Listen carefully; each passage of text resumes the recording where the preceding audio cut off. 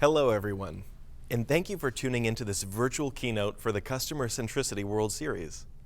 Whether you're competing for an award on the global stage or you're a fellow customer experience colleague seeking the latest thinking in CX, I'm delighted that you've invested time to participate in this conference. I'd also like to thank Arquette Global for hosting this knowledge exchange and bringing us all together virtually. My name is Alec Dalton, and I play several roles in the realm of customer experience. By day, I serve as the Senior Manager of Global Quality for Marriott International, a role in which I help hotel operators across 7,500 properties worldwide improve guest experiences within 30 leading brands, from the Ritz Carlton to Courtyard. I'm also the co-founder and principal of the Hospitality Leadership Academy, a consultancy that helps brick and mortar businesses create exceptional guest experiences through CX strategy and 5-star service training. If you've read the international bestsellers in the Customer Experience book series, you might also recognize my name as a contributing author in the first 2 volumes. For this presentation, though, I'll lean a bit into past roles, sharing with you a perspective I gained while working in hospitality operations with Walt Disney Parks and Resorts and the Ritz Carlton. Between Disney's magic and the Ritz Carlton mystique, there's a common thread of showmanship that helps define these legendary brands. Today, I'd like to offer you a peek behind the curtain of show-stopping CX. That's why I'm here at the Cinetic Theater just outside of Washington, D.C. Now, don't worry, I promise not to belt out a Broadway tune. I make a bad baritone. But I will segue into my topic by reciting a quote from William Shakespeare. In his play, As You Like It, Shakespeare noted that all the world's a stage, and all the men and women merely players. Think about it. While COVID-19 has been upon us, and it may have been a while since you were in a theater like this, every live experience you participate in occupies and entertains you for a moment of time. Every trip to the grocery store, every zip through a fast food drive-thru, every minute on a call trying to track down delayed packages, even every Zoom webinar, each has an opportunity to captivate you. Not every business seizes on those opportunities, but those at the forefront of CX know how to use showmanship to delight employees, dazzle customers, and deliver strong business results in the end. To that effect, I'll use live theater as an analogy for designing exceptional experiences. First, I'll talk about framing CX in compelling storylines. Then I'll outline some key considerations for bringing stories to life. Last, we'll dive a bit deeper into the moments that matter most and how you can use them to earn an encore from your customers. So, without further ado, let's get on with the show. For the first act, we'll focus on what it means to set the scene for a customer experience. Let me start by saying that all experiential journeys are really stories. That idea can easily get lost in the array of business processes and policies, metrics and methods organizations use to deliver products and services. But it's critical to remember that stories are byproducts too, and that they can earn a pretty premium. How else would Michelin-starred restaurants garner hundreds of dollars per plate, or even Starbucks upwards of $5 for a cup of coffee? Whether realizing it or not, any CX professional who has measured a Net Promoter Score or advocated for loyalty campaigns is really banking on the idea of CX as a story form. We want to win customers over so that they tell their family and peers about their experience. We want them to post memories across social media. We want them to buy mementos and memorabilia to extend the lifetime of those memories. We want their nostalgia and cravings to get them to come back through our doors. And heaven forbid something went wrong in their experience, we want to help them forget about it by helping them overcome the problem, altering the narrative to explain how well we won them back. Not unlike theater, we're playing in emotional territory. And also not unlike theater, we can control much of the narrative. To design an effective CX story, we have to start with the finale in mind. For your organization's product or services, consider these questions. What value are you intending to deliver to your customers? What does success look like for them? In what ways is the customer involved in acquiring that product or service? Take a hotel stay as an example. When Marriott or any of our competitors provides a guest experience, We sell a room, but that's not necessarily what the guests want us to deliver. Guests are really looking for a good night's sleep in a clean and safe space, a hot shower to refresh each day, a few meals to stay refueled, a place to call home when they're away from home. With these outcomes in mind, it becomes easier to design experiences that deliver the story guests seek. In the CX Must-Read the Experience Economy, Joe Pine and James Gilmore propose 4 main experiential realms that help to achieve common outcomes. Entertainment experiences, like a trip to a theater, offer amusement. Educational experiences, like hiring a consultant, provide knowledge. Escapist experiences like spa treatments offer renewal and distraction, and aesthetic experiences like museums offer sensory introspection. These realms help to orient customers to your storylines.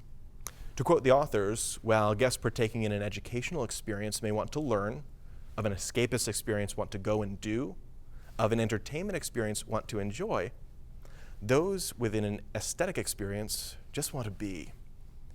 These realms are akin to theatrical genres.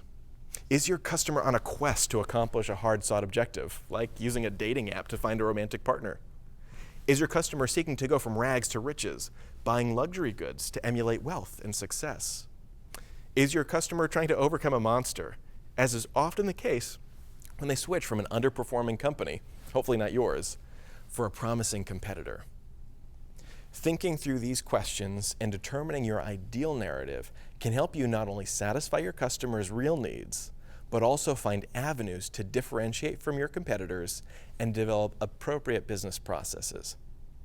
Practically speaking, you could go so far as to create a storyboard for your narrative and turn that into the basis of your customer journey map or service blueprint. Speaking of journey maps, the literary world has a map we can borrow when it comes to storytelling. Known as the dramatic arc or Freytag's pyramid, the structure should be familiar to you. The main character, our customer, is introduced to the setting. Action rises until a goal is achieved, and action falls as they approach the end of the journey, whether it be a sense of accomplishment or catastrophe that awaits them. Conveniently, the dramatic arc parallels a psychological phenomenon called the peak-end rule. Proposed by Barbara Fredrickson and Daniel Kahneman, the theory is that people evaluate and recall experiences based largely on 2 moments: the point of greatest intensity or abnormality, whether it be positive or negative, and the end. Memory is biased towards these emotional events, the peaks, as well as the terminal experiences, the ends. If you've been on a vacation, you'll probably remember the mid-trip highlights like sightseeing or a special meal more so than typically mundane activities like taxi rides. It's probably also easier for you to remember how you got home versus how you arrived at your destination when the trip began. While the science behind the peak-end rule isn't universal to all experiences, it does offer a handy framework for most. Thinking of Freytag's pyramid in the context of the peak-end rule, it might even suggest that people have a story-sized hole in their mind just waiting to be filled. By designing customer experiences around narratives, we in CX can exert greater control over the stories our customers perceive. And now, let's talk about how that can be done. The second act is all about playing the part and designing products and services so that your customers effectively experience your intended story. I touched on storyboarding, journey mapping, and service blueprinting earlier, and I strongly recommend these tools, all 3 frankly, to guide the construction or refinement of a story-based experience. Start with the finale, the end, where your main character, the customer, accomplishes his or her objective. Work backwards through the steps they need to go through to do so, until you get all the way to their pre-purchase needs recognition stage, a common start in journey mapping. Without burdening customers with unnecessary effort or unduly prolonged experiences, consider touch points along the journey where your unique story might shine. Next, at each touch point in your customer journey, consider the 5 senses. In a theater, for example, the audience will see the staging of sets and props and lights used in different ways throughout a show. Musicals obviously add a heavy layer of sound. The Gershwin Theater and Broadway offers an example of how influential sensory elements can be. Despite similar runtimes in the same space over the years, you can surely appreciate the diversity of such musicals as Wicked, Annie, and Sweeney Todd. The place your experience happens is merely a backdrop, and sensory overlays dramatically impact and alter experiences. At the Ritz Carlton, the layering of sensory elements into an experience is termed scenography, and it factors everything from the jazzy background music playing in lobbies to the gourmet food and beverage selections that convey local flavors. Even the botanical strategy is considered, such that a Ritz-Carlton hotel in Virginia might display the dogwood flower to offer a sense of place in the same way hibiscus flowers serve that role across the Hawaiian properties. In contrast, neon lights and EDM beats would be inauthentic and out of place at a Ritz-Carlton, but entirely welcome within the W Hotels brand. Sensory elements shouldn't be arbitrary, but rather convey branding or theming for your organization, products, services, and the overall experience. Theme parks have mastered storytelling through senses. If you've been to most Universal Studios parks worldwide, you might recall how real it felt to step into the wizarding world of Harry Potter. At such a sophisticated level, theming and branding become world building, often associated with the entertainment and escapist realms I mentioned earlier. In all of these examples, sensory experience is mastering the authenticity needed to facilitate customer storylines. Sensory settings are important, but so too are the actors who are performing the show. And I'm talking about both employees and customers who co-create experiences together. Roles should be made clear so both groups know their responsibilities and actions within the story. As I've mentioned, treat the customer as the main character, which means your employees play supporting roles. They best be focused on customer success too, lest they become the villains in your own story. Within Disney, employees are literally called cast members. You may have heard the motto of the Ritz-Carlton too, which says that we are ladies and gentlemen serving ladies and gentlemen. By embedding a service mindset into the spoken culture of these organizations, it becomes clear to both employees and customers what is expected. Hiring processes, perhaps better called auditions, especially help to select individuals with personalities naturally resonating with the branded or themed experience. Training, recognition, and staff development programs should equally prioritize culture, something CX professionals know well. Even employee uniforming and customer dress codes emulate a sense of story. At Disney, virtually every guest-facing role has a unique costume to reflect the part of the story the employee plays, whether it's a cowboy in Frontierland or a butler at the Haunted Mansion. As another example, the cosmetic retailer Kiehl's uses lab coats and words like solutions and serums to emphasize the science behind what they sell. Employees and customers truly make an experience come to life. On that note, with a setting established and actors identified, a final consideration goes back to the storyline itself and addresses the questions: who does what, when, and how? This is where service blueprinting can especially serve as a proxy for a theatrical script. You'll define an order of operations, distinguish the responsibilities of customers and different employees along each step of the story. Written instructions, signage, employee guidance, and other tools can help, as can subtle design interventions and heuristic cues. While I use the word script, I would prefer actually to say employee guidance, because I want to offer a word of warning against over-scripting. Employees should deliver authentic, personalized service at every opportunity, and scripted phrasing typically has the opposite effect. A solution is to give employees an order of operations, essentially a sense of directions and guardrails that empower them to deliver genuine service. Let's call it improvisation. Disney uses an order of operations known as the 5 keys: safety, courtesy, inclusion, show, and efficiency. When guests work with coworkers and employees, there's latitude to ensure that those key values are followed in that order. Similarly, the Ritz-Carlton uses gold standards, including its 3 steps of service and 12 service values, as guidelines for ladies and gentlemen to follow. Role-playing serves as a critical technique for employee training in both organizations, not unlike rehearsals in theatrical settings. To summarize what it means to play the part, Your story comes to life through a careful combination of setting and acting that support and reinforce the customer's narrative. Customer experiences and live theater have yet another similarity. Both are a matter of moments, and both can produce moments that matter. Building on the first two acts, we'll talk about how businesses can earn an encore from their customers. In other words, how can businesses use their storylines to deliver exceptional experiences and derive loyal, raving fans?